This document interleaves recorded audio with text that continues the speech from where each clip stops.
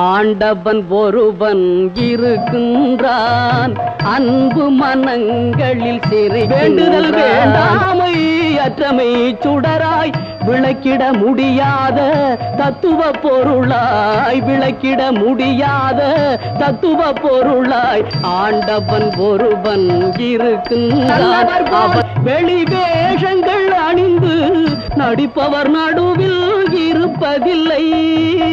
நாணயத்தோடு நல்லறம் காத்து நடப்பவர் தம்மை மறப்பதில்லை. மானம் காப்பதிலே, அன்னை தந்தையை பணிவதிலே, பிறந்த பொன்னாட்டின் நல்லம் காண பொது பணி புரிபவர் மகிழ்ச்சியிலே.